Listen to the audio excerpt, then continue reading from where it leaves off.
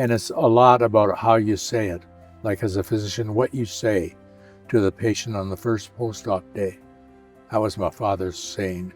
If a good surgeon, he would say, knows what to say and how to say it on the first post-op day. And you can take 10 days off the patient's recovery. Wow. If you know that. This is where the training ground was that it may not be challenging right now, but life will get tough at some point. What's up, friends? Welcome back to another episode in the REA-VAN today. I'm here with my friend, Dr. Pete Patterson, who we're just outside his home in Phoenix, Arizona. I drove up here from Tucson today to meet with my friend and have this amazing conversation that I've been wanting to have for the past few weeks. But I'm lucky that we made it, that we were able to do it today. Dr. Pete, how are you feeling? Feeling good, thank you. Yeah, thank you for coming on the show, man. I appreciate it. Glad to be here. Thanks. Yeah. So, Dr. Pete, you have this amazing quote in your new book that's coming out soon, and it just kind of struck me as a thing that sort of is the through line throughout the book. And I want to dive deep into it, but I kind of want to get us started with this. So you say, when you get the human spirit lined up behind healing and recovery, good things happen. Can you tell me more about that? He actually was the guy that came up with this idea that between the stimulus and response, there is a space. And in that space is our freedom and ability to adapt to anything that's going on. And the corollary of that for him was anything at all can happen. And you can't change that, but you can change your way that you will respond to it. And that was, I thought, one of the biggest insights that I'd ever run across. And it's the key to the whole thing about body, mind, and spirit, I think, is that it's all malleable, it's all changeable, just to the side. I think one of the most pernicious ideas in the world is that people are a fixed set of qualities and characteristics. That is not true, not even remotely true. And then, and people would spend a lot of time trying to figure out, well, what type of a person am I? And once you make that diagnosis, that's it. You are that. And of course, that's not true. I mean, I did many of those exercises that you try to determine what kind of a person you are. There's various ones that they do in office and often in corporate retreats, that kind of thing. And I've noticed I've done the same one several times over the years, and it's different every time. Because I'm not the same person today as I was a year ago. Sure. Or for 10 years ago, for sure. Right. Yeah, so that was a big insight. And I think that's one of the underlying themes in all the work that I do, is that everything's malleable, meaning it can be developed further. And it is being developed. It goes on. Sometimes that kind of development is enforced by circumstance. Right. When you get fired from your job or some big disappointment occurs, and a year after that you realize, wow, I'm really different. Right. Yeah. It was a good thing, you could say. Yeah. Almost. I love that. Yeah. I want to express a few things here that you outlined beautifully that I feel like, I've developed over in my lifetime, growing up in America as a Muslim boy, and my father trying to instill things in me like practicing Ramadan and fasting. As a young person, fasting is just hard in general. Not eating, not drinking all day from sunrise to sunset. It's difficult, especially when everything around you and everyone around you is eating, drinking, especially in high school, middle school. But what was interesting at that time when I was growing up was that fasting was a very spiritual thing to do. It seemed physical, right? Because you're preventing yourself from eating and from, but it was like the time that I got the best grades. It was the time that I was more focused than ever, even today. Right now it's Ramadan, and unfortunately I'm not fasting today because when you travel, you're actually not supposed to fast because it's not good on your body, right? So this idea that when you fast, you're developing your spirit, you're developing your willpower, you're developing your discipline, your strength. And for my father, that was more important, right, than anything, because then if you can withstand, right, challenges in life that come up, this is where the training ground was. was that it may not be challenging right now, but life will get tough Yeah. at some point, right? Just last week, the tire blew out and I was in the van just frustrated, right, coming up here. And you sent me a message and you said, we are made of the times that are tough, or something like something along those lines. And it really reminded me of my father. That's like something exactly my father would say. And he was very, and I hope I would be too, right? He was very in tune with his spirituality because he believed in developing, in constant prayer, constant meditation. Even he said, even painting to him was spirituality because he was sort of expressing that spirit Yeah. and urge to make something beautiful because we come from something beautiful. And that always resonated with me, and that the act of creating is of spirit. And, the amazing author Stephen Pressfield talks a lot about the muse and as a creative, it's the discipline, it's the consistency. How do you see spirituality and sort of in your field, in your work, how do you feel that spirituality and consistency play a role in how we grow in healing? Well, I think you have to, at some point, either buy into or read something or somebody tells you Right. about, there is a thing called a spirit. I remember I gave a talk once at the Glencroft Center for Modern Aging. It's a big campus, continuing care campus over in Glendale.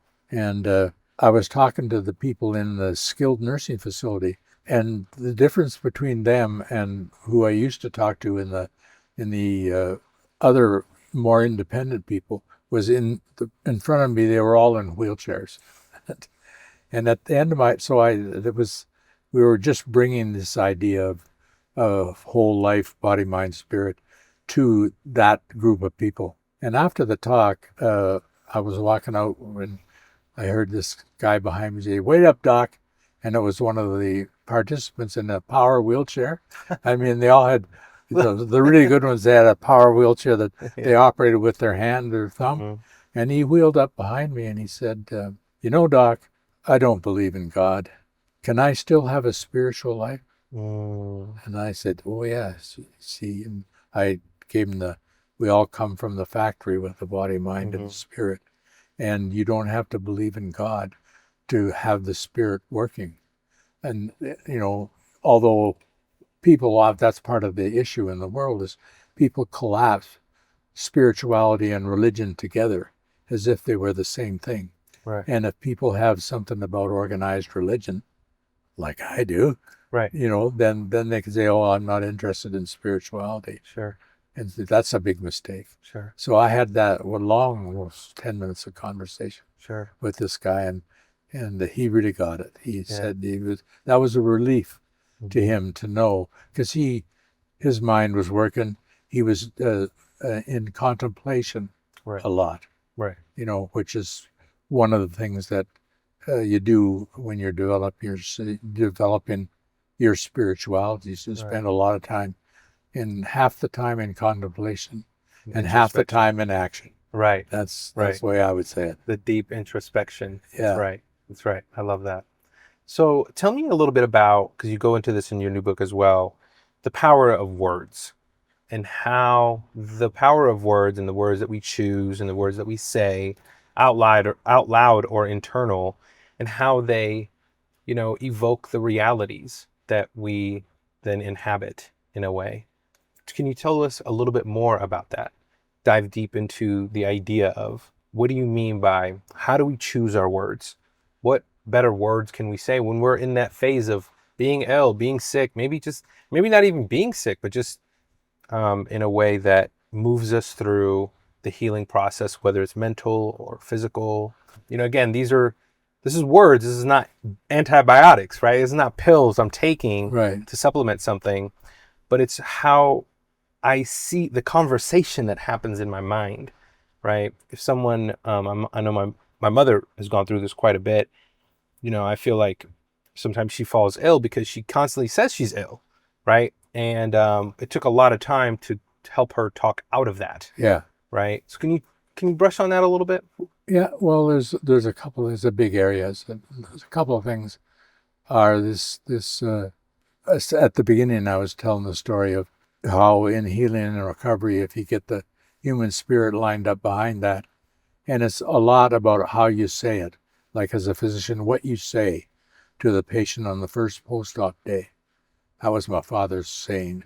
If a good surgeon, he would say, knows what to say and how to say it Mm, on the first post-op day, and you can take 10 days off the patient's recovery wow. if you know that, and the other way around. If you say inadvertently or accidentally or even deliberately say something critical, no, you should be doing more, something like that, you can shut that process down. Mm, So that's one aspect of it. And I'm a great fan of you have to say it out loud for things to catch. And, that gets around to the next part that you were getting at. I think when you're trying to develop that, having a mantra or a saying that that gets you back mm, into that is very useful to have. beautiful. Yeah, so and there's lots of around. If you just Google the word mantra, Right. you'll get lots of them. You get a lot of them. Yeah, Right. yeah. Yeah. That's But a real, that's a yeah. good thing to have. Yeah. Is that you find one that gets you out of everything's dark and bad, and and gets you. You realize, oh, there's another way to see that. Yeah. Yeah, My new mantra that I've been like, because in Islam, or at least the way I was brought up, my father was very anti tattoos, right? So I would handwrite it on my arm for my sake, but it's actually a really good reminder for me yeah, to write it down. So when I feel a little funky or when I'm out of tune or something, and those days, I write practice patience and practice gratitude, right? And it's like patience when things are tough, gratitude when things are good, right? And that mantra has always helped, especially in the last few years. It's helped me quite a bit. But I want to get back to this idea that, I think you and I hit it off quite a bit with the when we first met, that we were both big fans of Wayne Dyer, and he's an amazing sort of, I would say, the godfather of self-help work in a lot of ways in the modern era.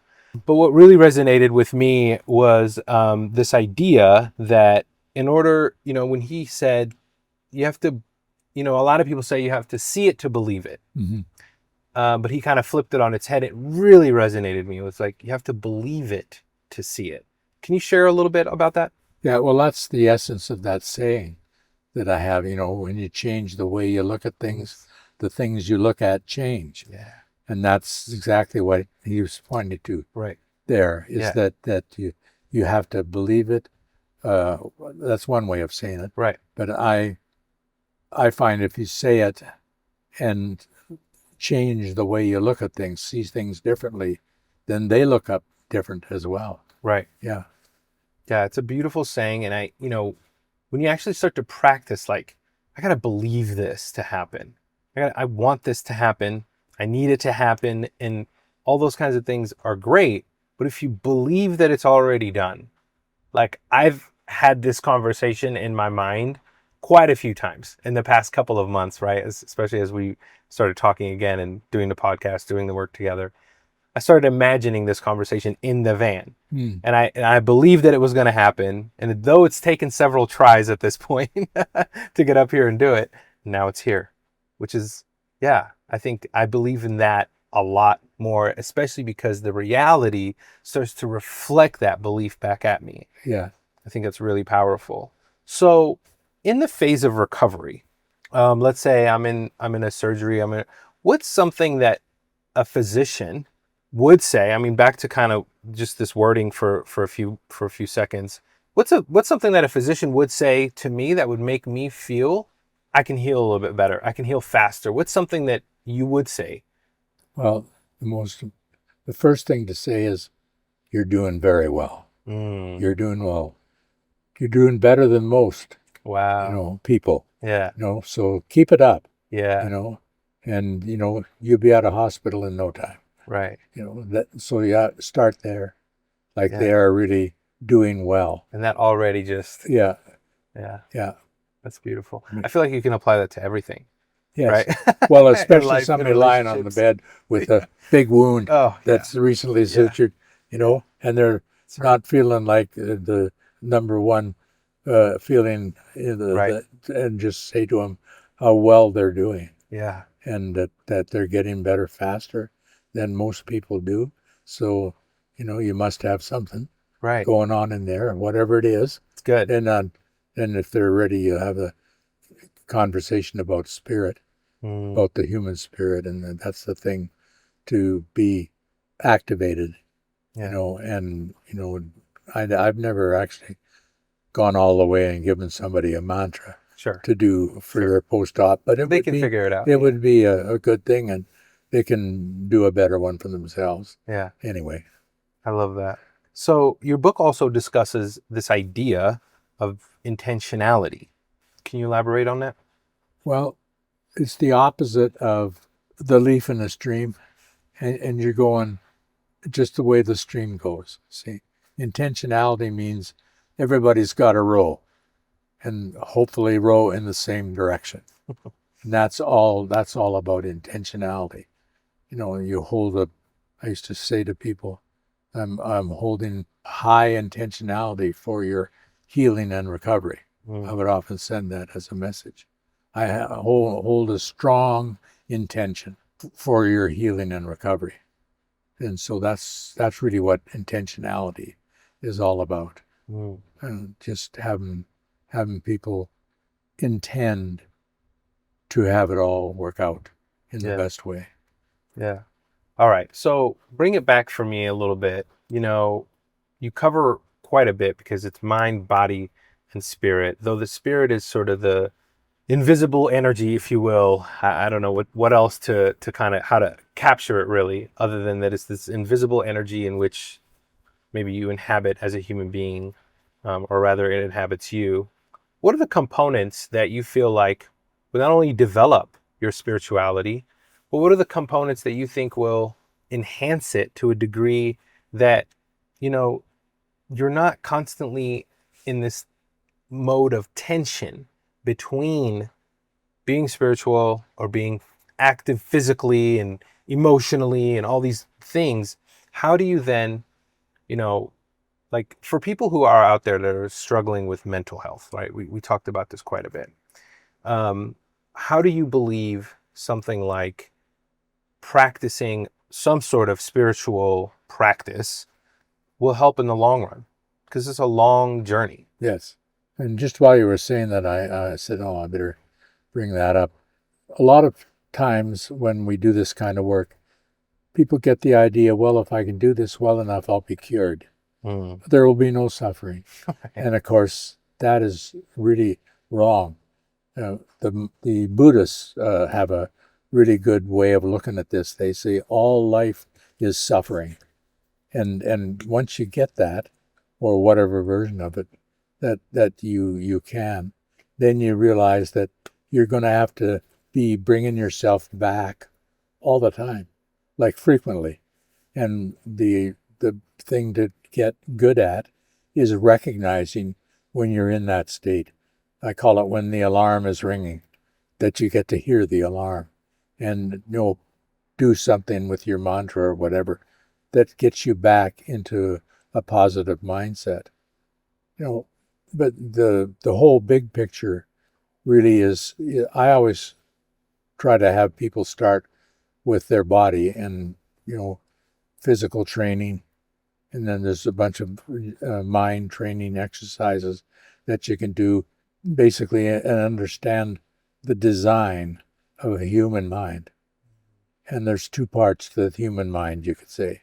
One is the automatic part.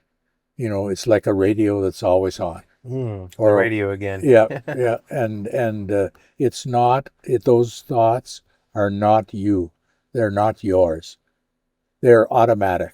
Mm, And you, the real you, is a little bit to the side of that, listening to it. mm, That's a good thing to get clear about. That those see, a lot of people go through life when and people who commit suicide, pretty convinced, are people who are bought into those thoughts. They think they're real and that they're about them, and it's really true. They are bad people, and all that. Yeah. You know, and if you have an ability to hear the alarm and then intervene and shift your state from everything's dark and black and it ain't working, you know, to it's working, you know, the bright side, then that's the essence of training the mind. There's a whole bunch of things you can do. The Buddhists have a 59 saying thing called the Lojong, Lojong, Lojong, which is 59 sayings, each that are steps along training the mind, you know, to be able to get out of a dark state into a light state, a light where it's all light again. And so that's the mind, and we talked a little about the spirit, but I like to start with people getting clear that the body needs to be trained too, and if they're not doing that, that's the place to start. Having regular exercise. If you have a trainer, a physical trainer, that's a good thing. I've had the same physical trainer for almost 10 years now, you know, here locally. Sure. And now that he's the same trainer for my wife and our daughter. That's So awesome. The whole family family. is trained by him. And I've done it long enough. I fly solo. Sure. He works with me about once a month. Yeah. Just to check in and see Right. are you doing everything right? Because you can get into some bad habits about Sure. moving Right. the body physically.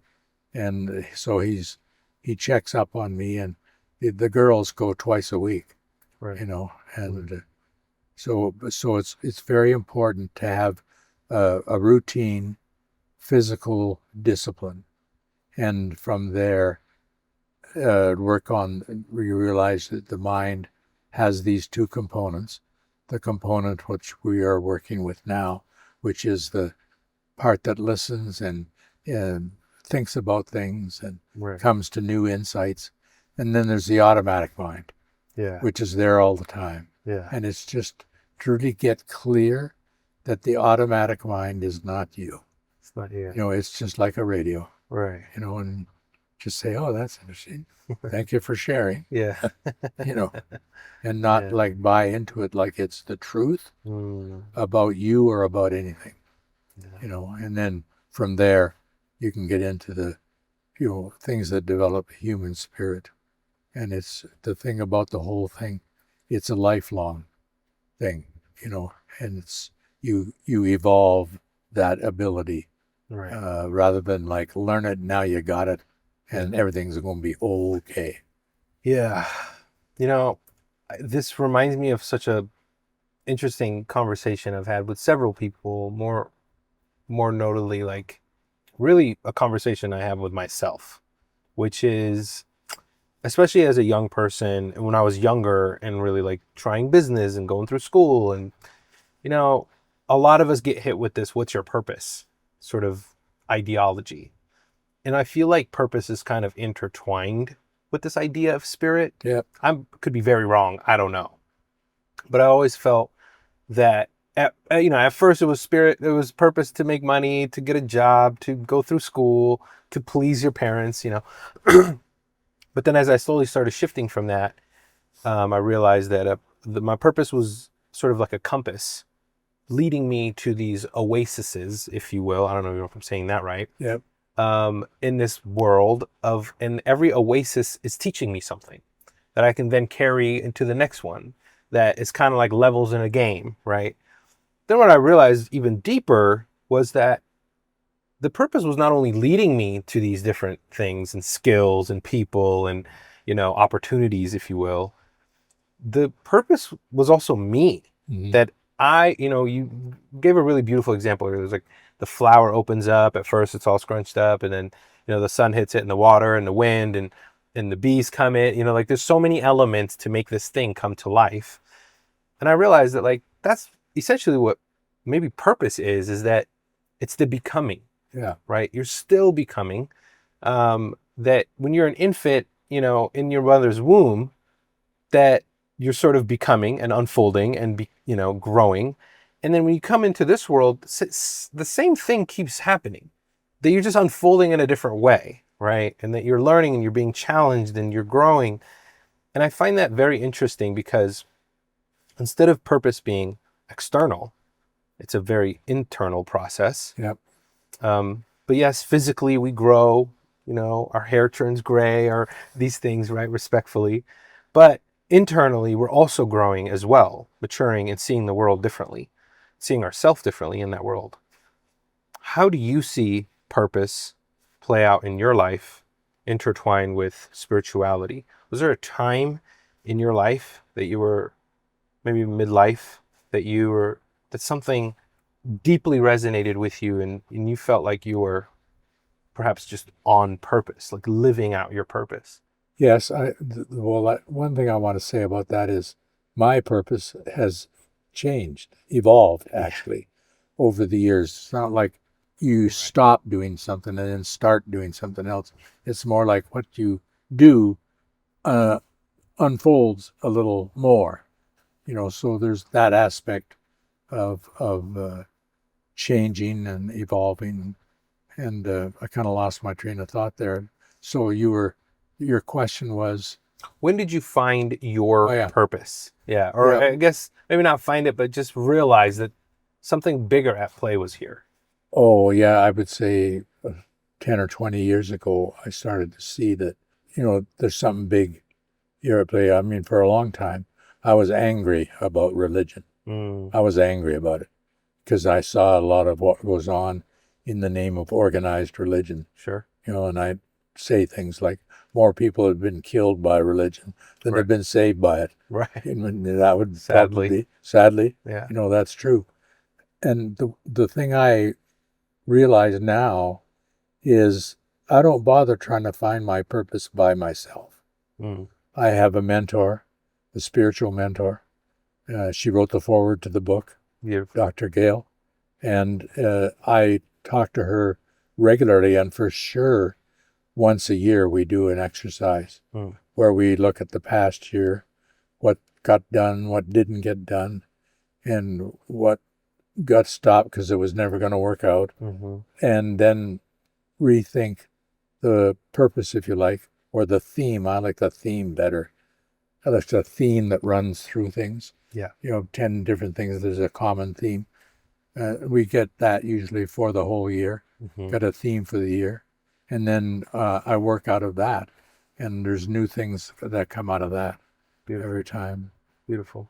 So I think what I'm getting out of all of this beautiful conversation is that just like your mind needs a system, a repetitive routine in a way that helps develop it, not to keep it the same, but to develop it. Same thing with your body.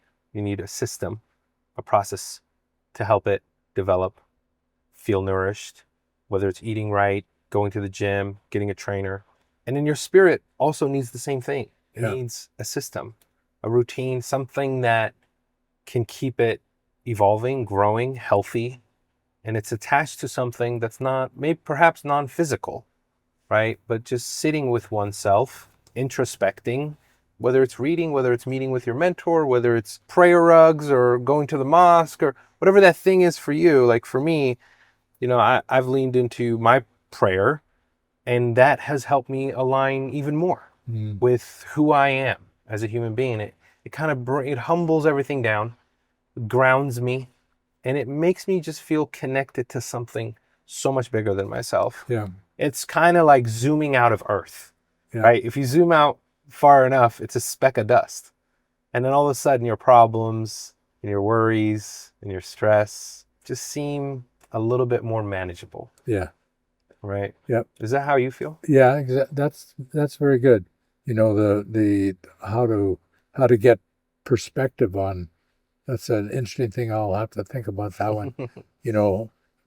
Stepping out along the lines of the James Webb Space Telescope. Right. You get way out there, way out and then there. look back, and that's how big the Earth is. Yeah. And it's just a speck in the whole cosmos. Vastness. Yeah.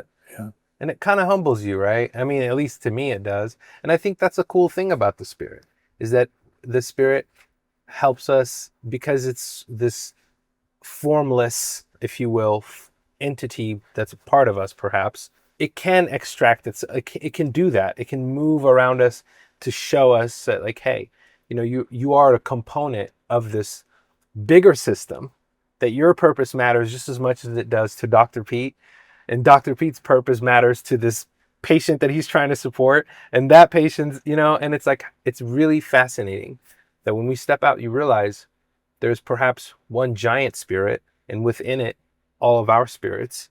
And how, now I'm getting really philosophical, Yeah. but No. it's just fascinating that you realize that your purpose is just connected to everyone else's purpose. Yes, exactly. So it's your job to sort of pursue the that. spirit. Yeah. I like the word the Great Spirit. Yeah. Like the natives talk about. Yes. No, I much prefer saying the Great Spirit. That's okay. To God. Yeah. No, but it's all the same thing. You start with the human spirit, then the spirit, meaning what's going on in a whole community. Yep. And then the spirit, like what's the whole thing. The whole thing. Big thing, and you have to be a little bit careful here, because you don't want to run people over. Yeah. Well, we're here not sitting, trying to revert someone or convert anyone. We're merely having a conversation about something that's hard to have a conversation about. Yeah. And honestly, if it's like one reason I want to have this podcast, right? Or one reason I want to have these conversations, or one reason is that we read books that we sometimes challenge our own thinking, is to grow, right? And, again, of course we want to be careful and be sensitive to how other people think. And I love that. And I appreciate that, and I think your conversation with me, not only today, but the many that we've had over the Zooms, have always enlightened me. And they're beautiful. And whether we say Great Spirit or God or Allah or, Jesus or whatever form that you come to, or just spiritual, that's fine. I think it all ties to this idea of be the best version of yourself. And that's always going to be a good person who brings good to this world, who knows that their purpose is meaningful to someone else. Yeah. Right. And I think your purpose is very meaningful. And I'm grateful that I got to meet you, because your previous book around antibiotics really opened my eyes up about how the medical industry and physicians and patients and this whole idea around antibiotics was fascinating. And had you not written that book, that's one less story, one less truth we know about our world. Mm-hmm. And that's another reason I love people like yourself who are authors, who step into hard conversations, right? It's not easy for many physicians to step into the spiritual realm and talk about this stuff openly, discuss your opinion, discuss your perspective, and weave mind, body, and health into it. I think it's really powerful. Yeah. Yeah. Well, that's been my big complaint about medicine these days and how it's taught, is that it's all about science. Mm-hmm. That's in the West, we've become convinced that science is the only way. Yeah. And in fact, it's not the whole story. The whole idea of spirit is missing. Yeah. And this is especially true. Organized medicine would call what we're talking about is alternate medicine. You see, and that's and I hate that word. Yeah, it's actually just medicine. Yeah, that's what it is. Yeah, you take care of people, the whole person. The whole person. Yeah, and once you get that, it's not like, oh well, there's regular medicine, right? Pills and surgery, right? Oh, and then there's this other alternative medicine. So it's deeper than, bigger than that, and with this is a good thing. And it's there's none of it that's not accessible to everyone. It's not like you have to be medically trained to know about that. And I'm always amazed at how people can come from stuff they're reading, can come to a really good understanding of how the body works, and how the mind works. If they read my book as a little leisure, because now they realize there's two pieces to the mind, and one of them is automatic, and it's not you. Yeah. And then there's a part of the mind that is you, and that is an expression of something deep within Right. your essence, if you like. Yeah. And the ability to get in touch with that, in my view, that's where the Great Spirit lives, I is love in that place Yeah. inside, where the real you is. Yeah. Yeah. There's this beautiful quote, and I'll have you reflect on it. But before I do that, what's one thing that you really want people to leave with when they finish reading your new book, Living a Whole Life? Well, I would say the thing I'd like them to be left with is an awareness that there is a human being is all of those things, the body, mind, and spirit. And they're not separate. Mm. They all work together. You and I talk about them as if they're separate. That's just so we can better understand Stand it. some aspect of it. But they're all working together. And if you have an issue in the body, it'll show up in your spirit, and vice versa. Like a issue of spirit or in the mind where you're torturing yourself about something, that'll Shows show in up in the body, God, you know. And to be like aware of that and to hear it, when it's happening, just a really great ability to have. If that was the way the world was working, then it's like what's going on in Russia and Ukraine right now, and people in Europe and the West, what used to be the West, are thinking of Russia as a complete enemy, and we can't talk to them at all. This is a big mistake. Right. See, because actually they are doing what they're doing because they have a particular perspective, Sure. and we ought to be talking to them. Right. And it's like agreeing on what we can agree on and setting forth the terms, holding a group as being on, you can't talk to those guys. Right. Or all that. That is a big, big mistake. Right. Yeah. It's, Got to work together. well, you got to be working and in a community together. Right. Doesn't mean you have to buy into everything that they're doing or thinking, but you have to understand it. Right. You have to be aware of it and to give room for it, Mm. in a way that is going to work. So it's going to work out in the world as it's going to be when peace prevails in the world. It'll be because all parties to it can do some version of that. And it's not like you could say same thing about China. Right. We have here in America, we have been schooled, I would say, Right. in the fact that China is the enemy. Right. They're not. They're not at all. They have done great things in the world, like their Belt and Road program. It's making a big difference to the developing world. Sure. They're starting stuff. You would think they were America. It's so good. Yeah. I hope people can hear that with humor. Right. They can Of course. see that. Well, they're like America was in the 20th century. Right. China is becoming Innovating. that Yeah. in the 21st century. Right. And if we can just get over the idea that there's one dominant and a bunch of submissives, Mm-hmm. this will be a big advance. Right. And peace will break out all over the world. I love that so much because you went from somewhere very introspective in self, right? Yeah. All the way out, like I said, zooming out into our communities Yeah. and our nations and seeing the globe from that perspective of, wow, when you have peace with yourself, an understanding of these components in yourself, and then you understand these components in your community, and so on and so much further, all the way out into the globe, you realize that we're all entities of Earth, and we are it's our responsibility to help take care of our neighbor, Yes. help take care of ourselves, and any one growth. I mean, the Middle East alone has innovated in, the idea of the canon of medicine and chemistry and algebra, all of these beautiful innovations that came from the Middle East, hundreds and hundreds of years ago, are then, they're kind of like, you understand this probably really well, which is we're always standing on the shoulders of giants. Yeah.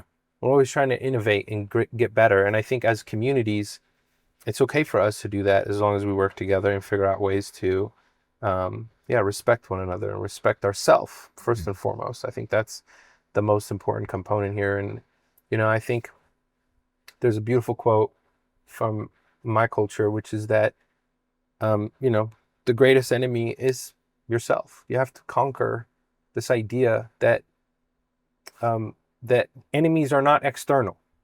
It's actually your negative thoughts that can take you into a negative situation and go start a war and go start a thing, sadly. And it's that internal infliction of pain that is not cleaned up or corrected or treated or helped or supported that sometimes varies, right? That veers in a different direction. And so therefore our self is the thing that we have to understand, support, train, if you will, and learn how to grow and develop more than anything. And once we do that for ourselves, as you have done for yourself, you can kind of see it out in the world. Like, wow, if we can develop ourselves, if we can develop our nation, if we can develop our things will get better. Yeah. So well said, my friend. Yeah, exactly. I appreciate that. There's a lot to be said for. Of course. That's why you wrote a book about it. Well, that's right, exactly. And what we're going to do now is figure out. I was thinking about, what am I trying to do now when the book is published, when both books are there. Yeah. Is I'm trying to find my lane, if you like. Who am I serving? What am I all about, with my web presence and all that kind of stuff. It's really about finding my lane so that, and stay there in that lane and not try to be all things to all people.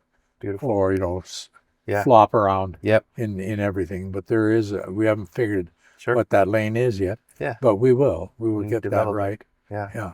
Very cool. Well, Dr. Pete, where can people, obviously people can find your new book that's out. When is it out?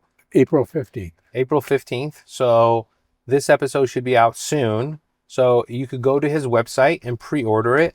And that's drpetepatterson.com. Is that right? Right. drpetepatterson.com. Go check out his previous book, Becoming Good Stewards of Antibiotics. I promise you, it's such a great read. This new book, however, resonated even deeply with me. The Mind, Body, and Spirit. It's an incredible book. Living a Whole Life. drpetepatterson.com. Is there anything else you want to add to that? Nope. I think that's, there's a way to contact me and that's right. Tell me or ask me what I can help you with. Yeah, right on the website. Right on the website. Yeah. Exactly. That's right. Yeah. Dr. Pete, thank you so much for hanging out with me in the van. It's hot. We're in the middle of Phoenix somewhere, and it's beautiful. Thank you for inviting me to your home and doing this interview with me. It's a privilege and an honor, my friend, to know you and hang out with you and get to ask you all the questions that I get to ask you and help support me in my world. So I appreciate you, my friend. Glad to do it. Yeah, thank you. Okay. All right, friends, go check out the episode. Check out the man's book, drpetepatterson.com. I promise you, you will not regret it. Take care. Peace.